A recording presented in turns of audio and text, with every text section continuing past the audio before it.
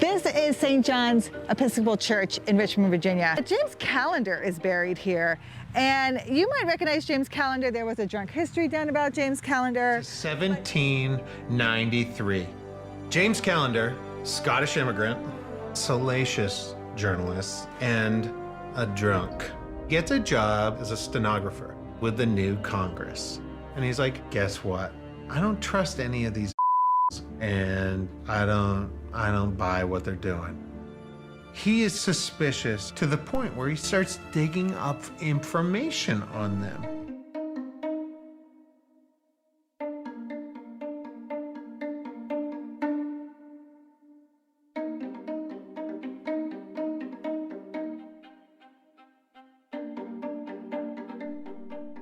But if you know Hamilton and you know the Reynolds affair, that pamphlet didn't just come out. It was James Callender who reported on Alexander Hamilton's affair with Maria Reynolds in the newspaper. And the Reynolds pamphlet is a response to that article. More importantly, he's writing the check from the United States Treasury.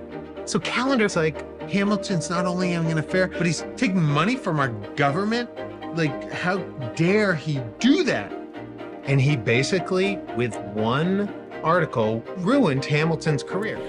Thomas Jefferson was able to see the importance of what writing can do to take down someone's career, and Thomas Jefferson was going to use that to his advantage. That is what is going to bring Callender here to the city of Richmond, close to Thomas Jefferson, take down also John Adams, and when he is not given what he is promised by Jefferson, he tries to do the same to Jefferson.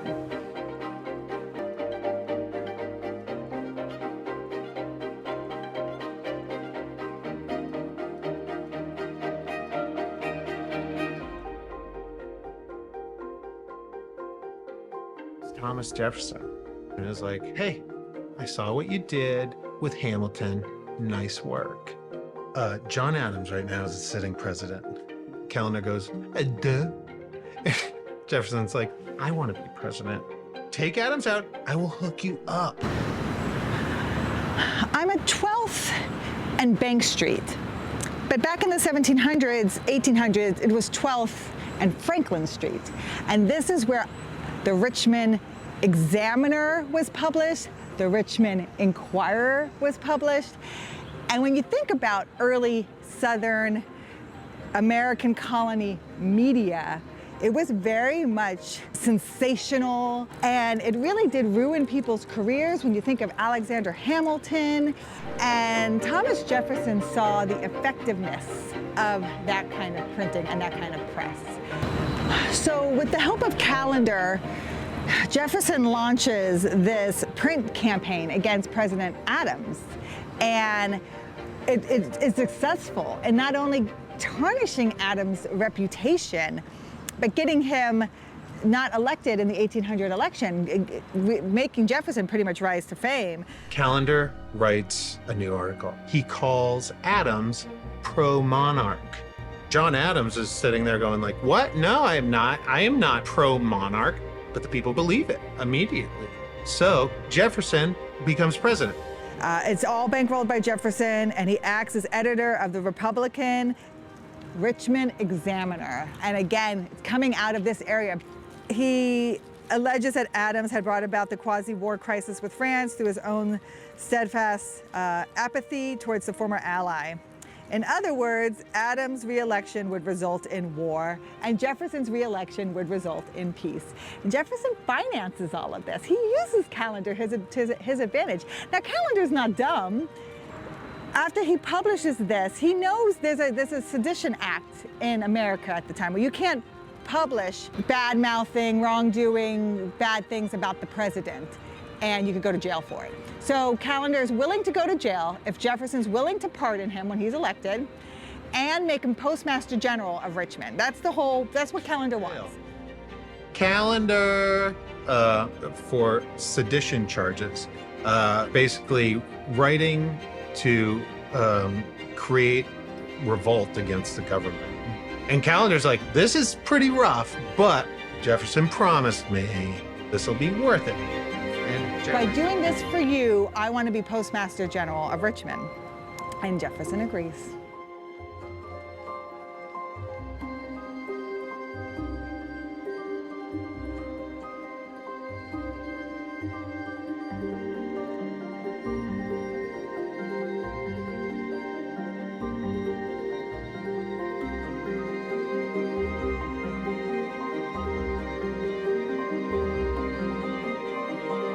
Jefferson is like, holy, I'm president. Adams is out. I'm in. And Callender. Oh, Jerry, can we pardon Callender?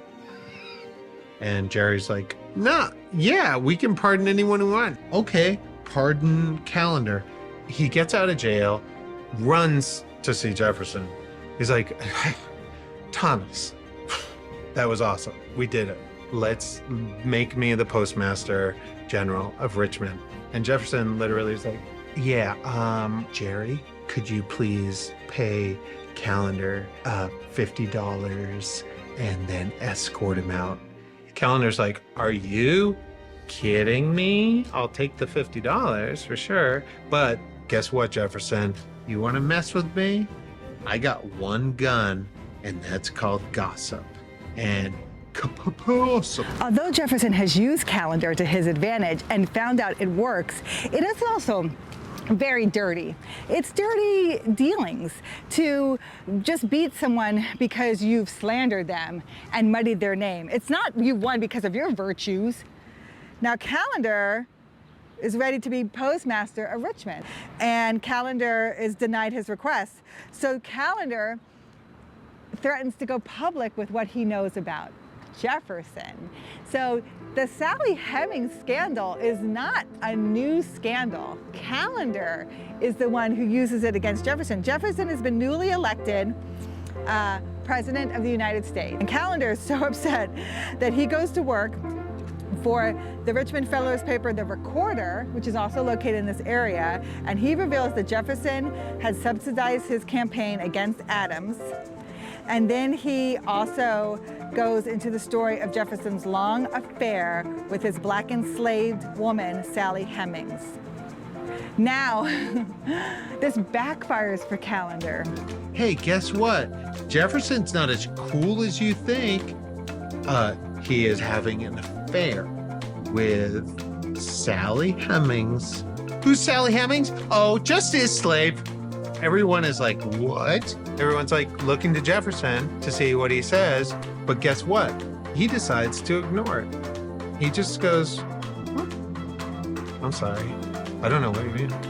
I don't know. And he's slowly backing out the door. And Callender's like, no, you can't leave. You have to address this. Everybody in my past has addressed these things as they have come up. And he just goes, no. Jaw dropped, like, what did he just pull on me? And because he didn't care, the people didn't really care as much. They're like, hey, Callender, nice try, you dink.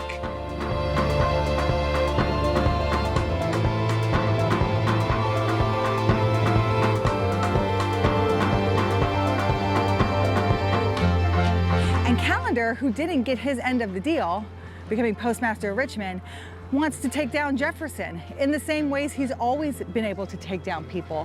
Well, Jefferson knows that game now, so he doesn't respond to it. And it ends up, Callender loses his credibility. Callender loses his place in the media world, in the newspaper world. And 2 years later, we'll end up dead. No one's quite sure where Callender is buried in this cemetery because at the time he is a broken man, he is a ruined man, and he's buried here without much pomp and circumstance, and of course, not even with the stone that is here today. So what happened to James Callender is kind of what media still kind of does today when you think about it. How many likes can you get? How many clicks can you get? If we can take down a person, whether it's true or not, whether they respond to it or not, it's enough to get the American people to think. It's enough to get them to wonder. It's enough to cause speculation. It's still a powerful tool, even today. And next time you read a salacious article about someone in media or someone in the political spectrum, think of James Callender and Thomas Jefferson and how they were able to pretty much change the course of an election just with the media alone. On to my next Walk with History.